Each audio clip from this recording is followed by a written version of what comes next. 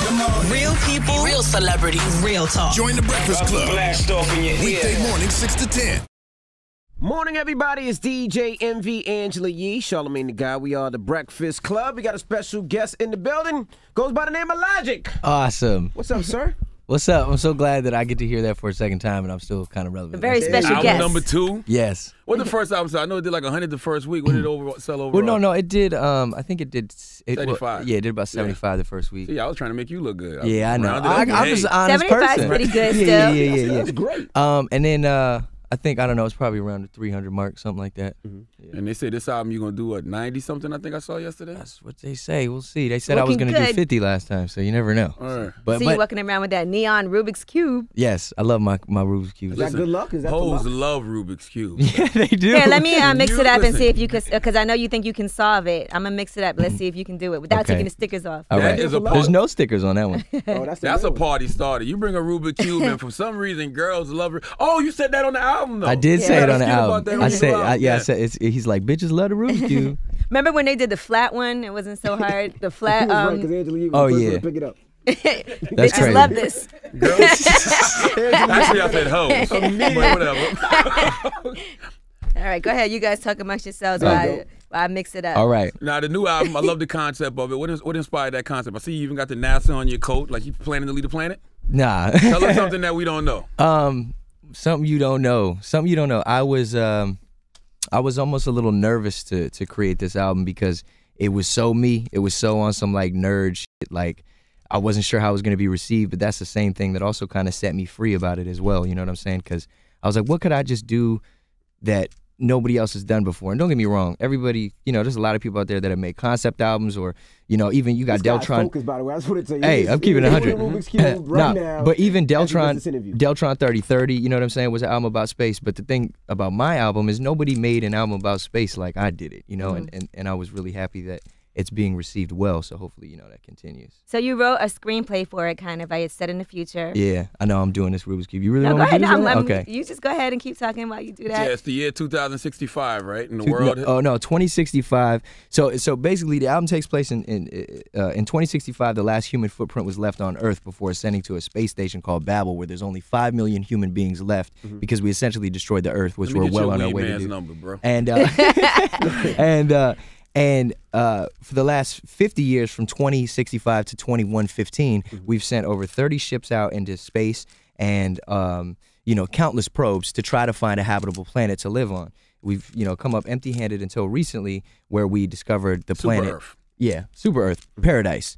And it's about these two guys who are on a mission there to see if it is in fact habitable. And on their way there, they're listening to my second album. So Let me see that Rubik's Cube. oh, here you go. Here This you go. guy, They'd be this so gotta mad. some kind of trick or some kind of trick. This guy. So they're listening to my second album on the way there because they're listening to oldies, because in this, like this whole Babel space station, everything, there's no room for entertainment or new form of entertainment, acting and this. That doesn't exist, because if everybody's about to die, all you're going to focus on is surviving. Absolutely. I'm about the album just which because is you did cool. the Rubik's Cube. This Well, is not even because of anything else. Can he finish talking, that was Emmy? pretty We're trying to cool, listen to man. the Can you do concept. it?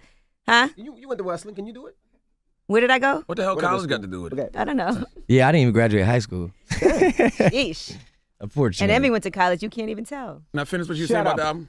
Oh yeah, so it's about these two dudes on their way to planet Paradise. And see, the thing is, even though it's set in the future, it's like right now, I have this thing that is the closest thing to God in my pocket.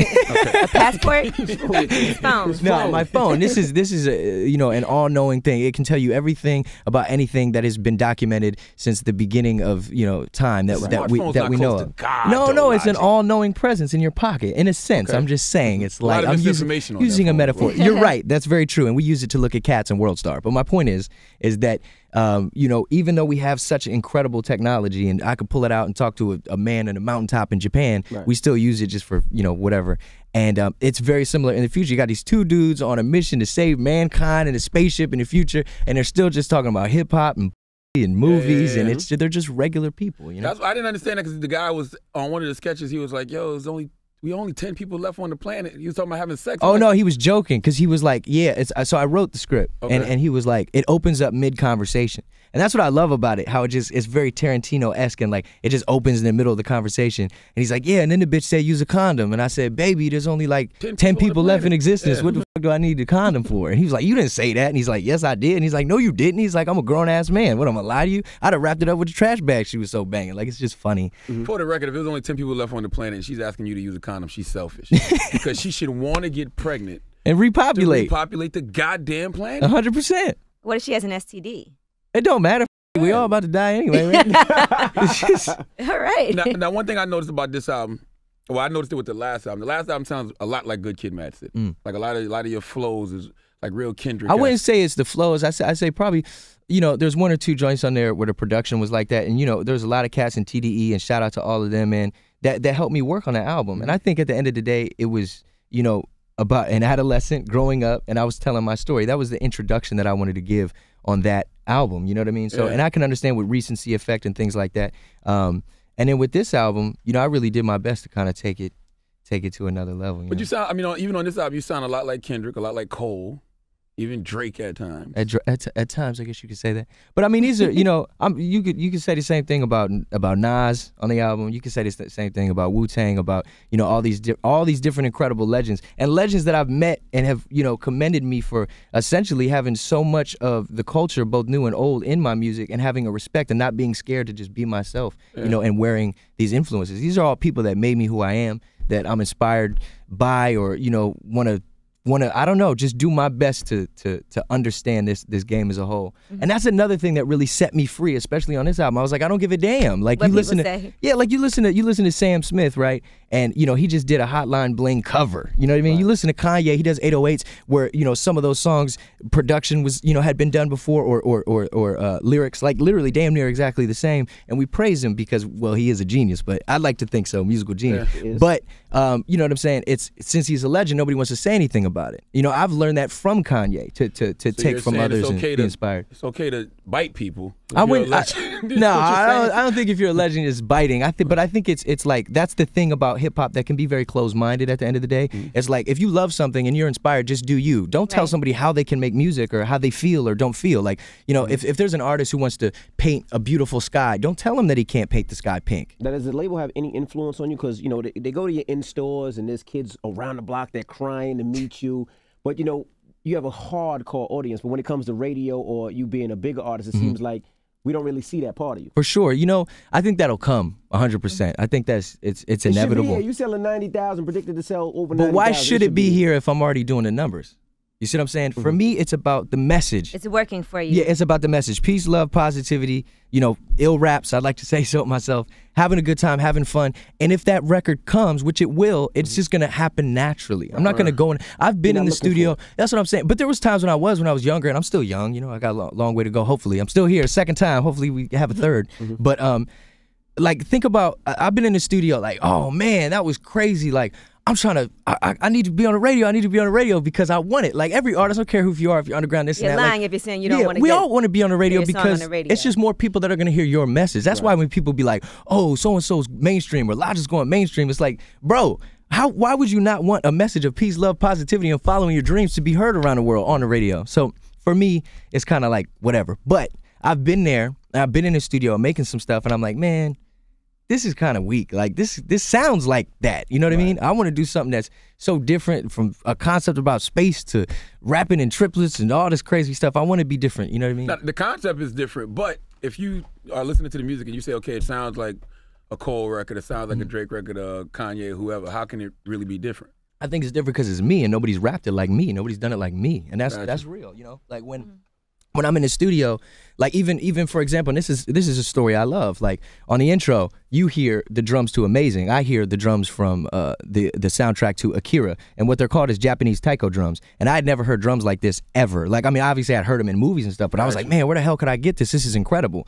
So I called No ID because obviously he worked on 808 and Heartbreaks. Shout out to No ID, the god, the boss. He worked on 808 and Heartbreaks, and he kind of explained about VSTs and programs and how they got those drums, because I thought they did them live. And I was like, oh my God, so I can find drums like these. And I created my own pattern, faster BPM, different kicks, different, all these things. But sure, it's Ye. Who ain't going to be inspired by Ye? Just like tell me Ye wasn't inspired by Bowie or this or that or whatever the case may be. Do you think in the process you will develop like your completely own sound at one point? Yeah, I think that comes. You know what I mean? I'd like to say I'm happy and confident with what I'm doing right now, and I think that's all that matters. People always compare, though. I think there's kind of... That's what it is. It 100%. is like, oh, that sounds like this person, because people do that to kind of give themselves perspective. Validation. I've never heard somebody say, this person doesn't sound like anyone I've ever Yo, heard. Chance the Rapper, who doesn't sound like anybody, they say they compare him to Wayne because Wayne doesn't sound like quote unquote anybody, because Lil Wayne's Wayne? yeah, I've heard that a million times. Yo, no, I've heard that. That's what I'm saying, but I've heard it a million times. But it's just because their voices are so different. Because Chance has such a unique voice,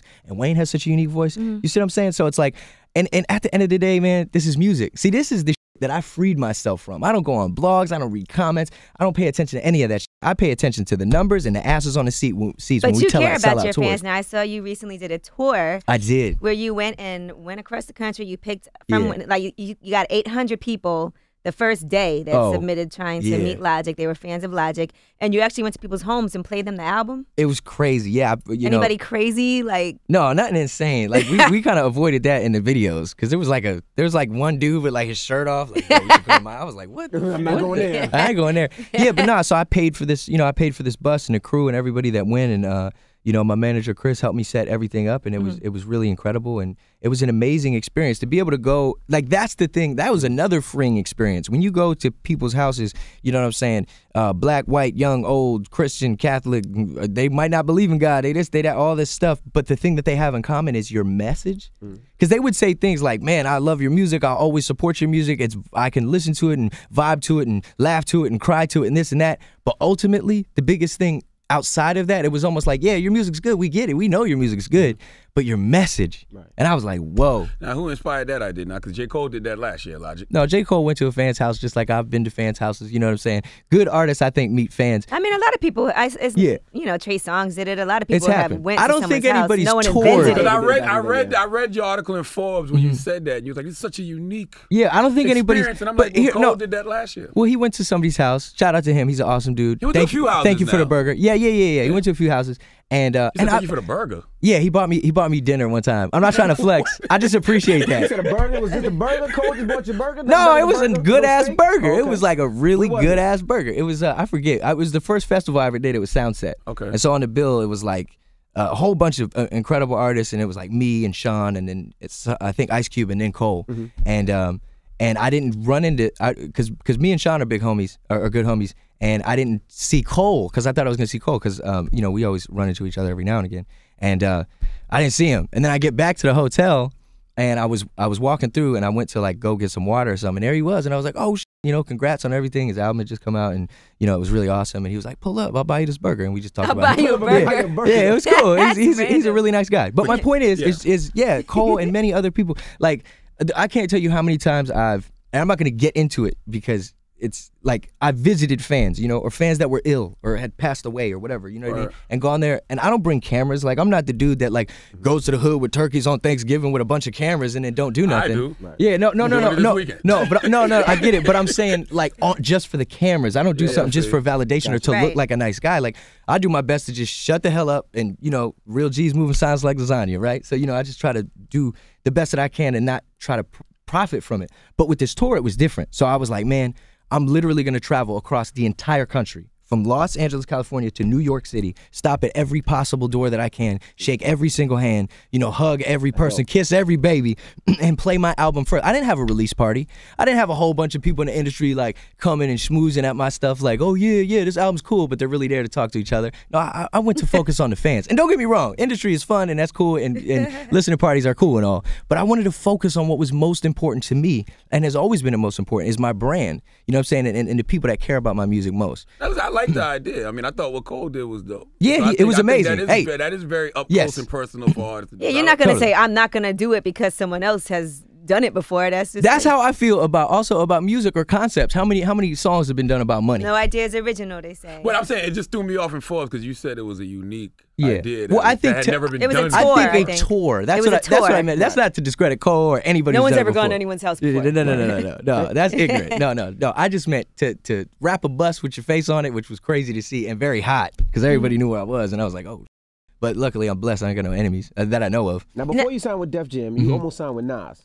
Yes. And a lot of people say that, you know, he's a lyricist, you're a lyricist, that would be the place to go. Why didn't you sign with Nas? Nas is, first of all, dog, that was the craziest thing ever. And how was that reach out? How did he reach out to you? I don't remember. I just remember my manager called me one day and was like, Nas wants to meet you, and I like almost my pants. I was like, are you serious? And when I met him, like did he buy you a burger? No, he didn't buy me a burger. No, but he did offer me some champagne, but I don't really drink. No weed. I did get drunk at my wedding though. But anyway. You got married? I got married. Yes, I'm blessed enough to have gotten married. Yeah. But we can talk about that 1 second. We're going to talk about that in a second. Don't you worry. Yes. So when I met when I met Nas, man, he was just the nicest dude, you know, and you know, he's got his label and he's got all the stuff that he was doing. He was just kind enough. I'm not trying to air anything out, put anything up, but he was kind enough to offer and extend his hand as far as, you know, possible situations there or whatever the case may be. And you know, I read you didn't want to because you said you couldn't sign to him because he'd be like, he'd overshadow you. I think there's multiple reasons, but one is he's such a legend. You know, how could you get out that shadow? How could you be the homie that's always, that's Nas's little homie, you know what I mean? And I was blessed enough to eventually sign to the same record label that he's on, you know, on Def Jam, which is incredible. And he's my, you know, that's awesome. So shout out to that dude. Was he still like, let's do something together? He was always really cool. Like when I talked about it, he was like, yo, blessings to you. That's real. You know, you're a good dude. You're a very honest guy. I wish you nothing but continued success. So I was is it true that Def Jam you said about Def Jam, Def Jam ain't did shit for me but give me money? Don't be afraid to talk that talk. They understand. Talk that 90,000 records. No. Look at Charlamagne trying to get me in trouble. Nah, real talk. This is what I'll say. Like even on City of Stars, you hear me kind of nod to the fact of getting undershipped. That's not me being angry. That's not me this. That's not me that. That's me almost proudly going like, first of all, the relationship between Visionary Music Group and Def Jam, which I'm signed to, which is you know, Chris's label that he founded. You know, he's my best friend. It was basically me going like, look, everything is good, everything is fine, but I'm not gonna act like stuff didn't exist or didn't happen. You know what I mean? Right. Imagine working your whole life. You work your whole life for one day, this one thing, and then you got to sell records with two hands tied behind your back. And also in the same time, in defense, it's like I had never been on the radio. Mm-hmm. I had never been in stores before. I had never, so there was no gauge to know, you know, much they were gonna spend on it. Exactly. That's real, right? And this is a business at the end of the day. And the great thing is they've always been kind to me, good to me. Like you even said, like, how does it affect, you know, having a deal? How does it affect certain things? Like I have full creative control. My contract is good. Shout out Paul Rothenberg, my attorney. Like he's Jewish. Yeah, he is Jewish, killing the game, and he is amazing. But my point is like, I'm so blessed to be with this label. Like, No ID is not a fool. He is a very wise man. You know, these people you know, that are running that label, man, there is a resurgence. It is a second renaissance. There are spitters. You know what I mean? There are people who are actually doing something for the culture. You got Vince Staples. You got, you know, so many different. Alessia Cara, you know, who's a great vocalist and writer, and you know, she's amazing at what she does. And your good friend Big Sean is there. Sean, and you got the OG Jeezy, and you got all these incredible people. Logic, what do they do for me? They let me be free. You know what I'm saying? And they let me create however I want to create, and they trust me, and they trust Visionaries Marketing, and they trust all of us to just do what we're going to do because the machine ain't broken. Our machine ain't broke. I feel like you would have sold those records with or without Def Jam. And you know what? I think that comes down to the fans. But I will say that Def Jam did an incredible job and is doing an incredible job at, you know, letting us do whatever the fuck we want to do and giving us the money to do it.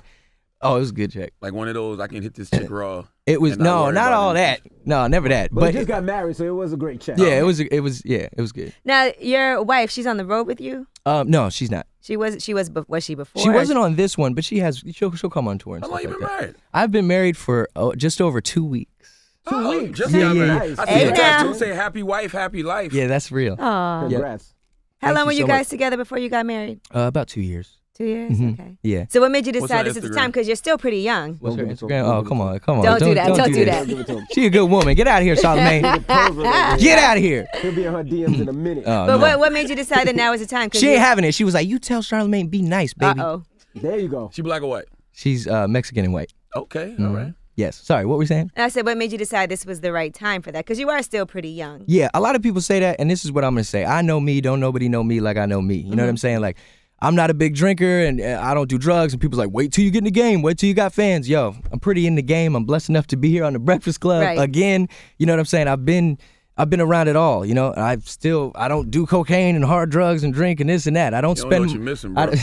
I spend my money. I spend my money on, you know, on dog toys and Rubik's cubes. You know, I'm pretty focused. But what I'm saying is, back in the day, it was like, okay, 16 years old, 17 years old, kids getting married out of high school and staying together their whole lives, you know? And then 17 turned into 22, and 22 turned into 30, and now 30 is 40, and, you know, I got to go to college first and get my career first, and then maybe we'll get married, and then after that, we got to plan when we have kids, and this, and man, f all that shit. Like, I'm blessed, I know what I want, and can't nobody tell me what I want or if I'm happy or not. So that's just kind of that's how I approach everything. That's how I approach this album. Do what you love. Make what you want to make. People say shit about you all the time. So, man, I saw last night on Twitter, somebody was like, I don't know, you was saying something. It was something about some shit. And you're just you're comfortable in your skin. You got to be comfortable in your skin. That's why I think it's funny, because I know, you know, it's like, even being here, I'm sure some, you know, rappers, people, whoever might be like, oh shit, I'm going to Breakfast Club. Like, oh, I hope everything's okay. I don't give a f. Bring it on. I'm me. There you go. go. When you live your truth, nobody can use your truth against you. There you go. And that's all it boils down to. That's so real. You got to be comfortable, confident with who you are. And, even if things don't work, you got to be afraid to try things. I think Yoda said the difference between the master and the Padawan is the master has failed more times than the Padawan has ever tried. Absolutely. 100%. Are you afraid that you're not going to be faithful? No, not at all. Because I've never cheated on a woman in my life. Honest to God, that's the type of person I am. There we go. See, for other ladies out there that say all men cheat, he's never cheated in his life. He's just getting hot. Okay, give him a minute. Right, give him a minute. Go ahead. No, that's real though. But I mean, but you were in a 5-year relationship. Yeah, I was in a 5-year relationship when I was younger. When I was a kid, you know, it was puppy love, I guess you could say. Right. But it was something real, you know, because it was a certain love that I think I lacked from my family growing up. So I had that with this woman, you know, with this girl when I was young, and with this, you know, with my wife now. I think every situation I've ever been through, like I used to ask myself when I was younger, like, why God put me in the home that he put me in, or put me through all the things that he put me through. And at the end of the day, it was one, to prepare me not only for this music game, but also to appreciate my wife, you know, to start my own family. Why couldn't I have a good family growing up? You know, why couldn't I have a good Christmas or go play catch with my dad or whatever? And it sucks, you know what I mean? But it winds me up so that I'll remember to play catch with my son. Absolutely. Damn right. I'll remember to come home. What's your relationship with your mom and dad now? I saw my dad the other day. That was kind of crazy. He wanted some money. You call him a selfish motherfucker. Yeah, he is a selfish motherfucker. But you know, deep down, he has a good heart. And at the end of the day, regardless of what my situation has ever been with my family or is or this or that, everybody knows I love them.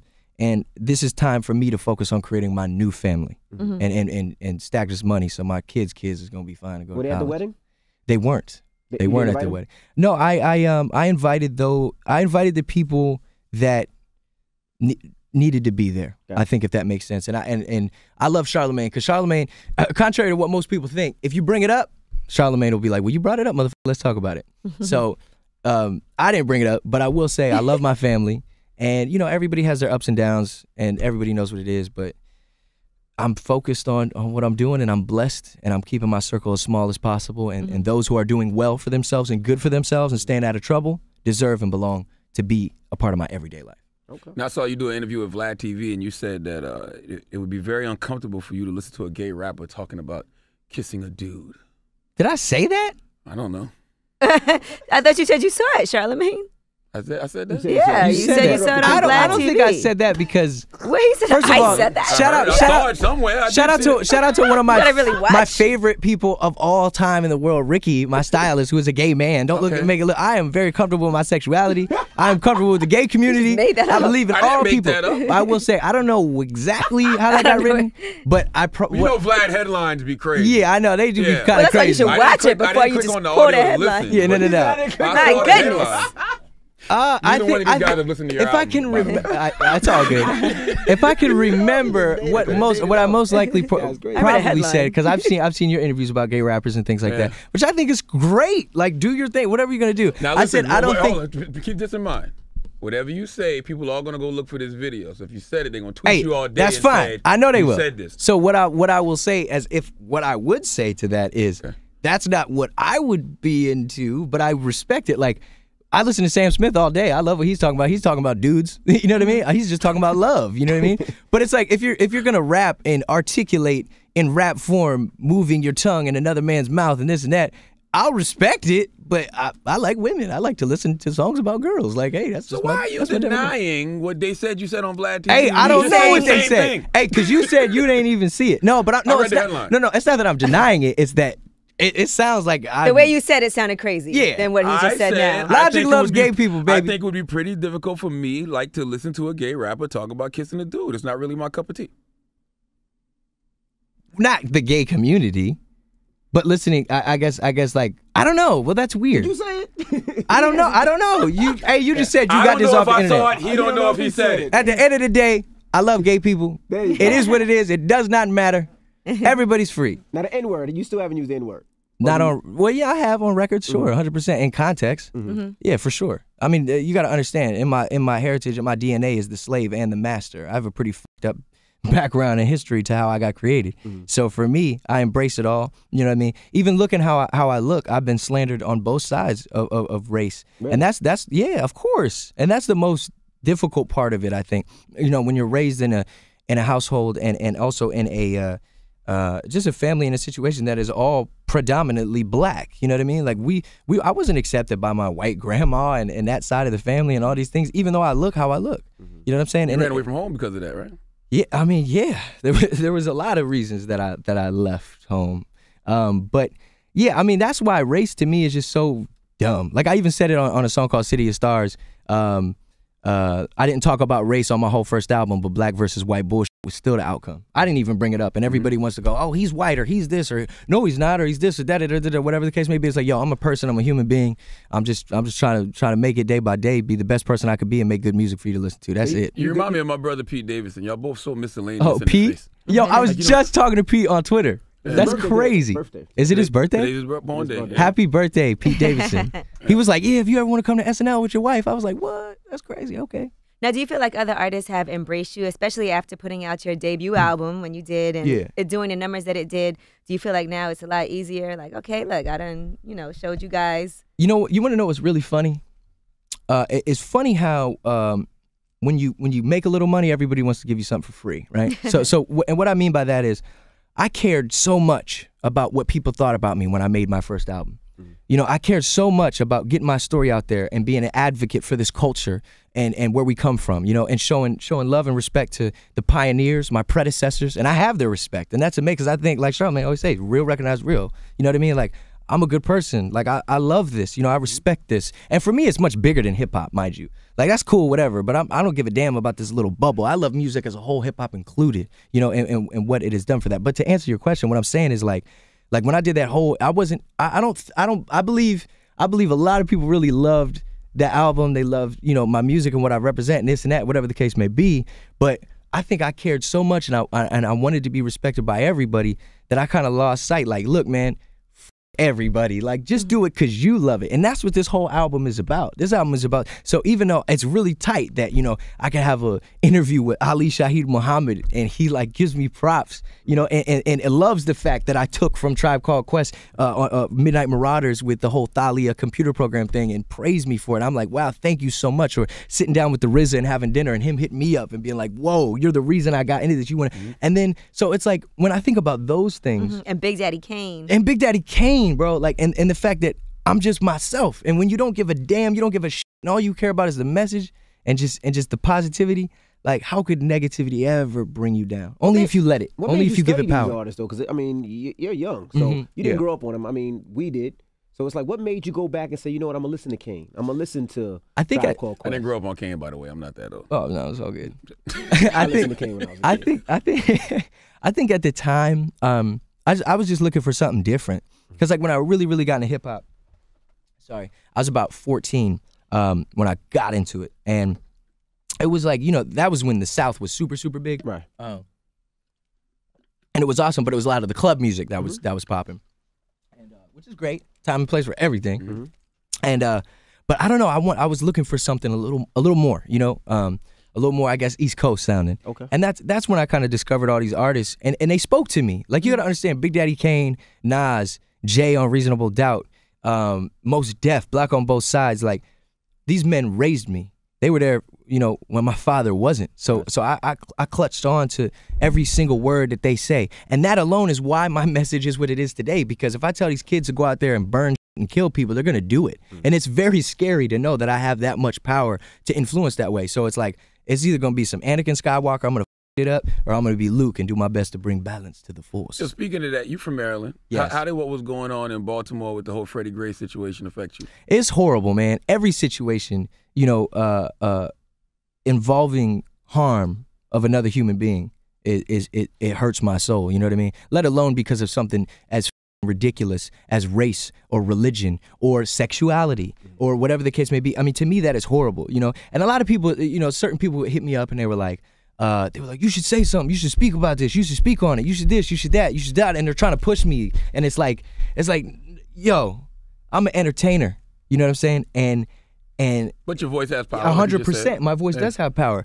And so I choose to use it in the music. I'm not just gonna blindly half read an article and think I know what's going on and then tweet out like that's cool or use a hashtag, the death people of somebody. Hashtagging you know what I'm everything. saying? To try to validate or get a couple extra million plays on a song. You know what I mean? I'm not gonna do that. And people were like, you know, some people would be like, oh, how come you didn't say anything? Because my music is so that when those people are out there fighting the good fight and they go home frustrated and tired and just feeling like they want to take a life themselves, hopefully they can find peace and escape in my music to fight another day. So what are you doing for the Black Lives Matter movement?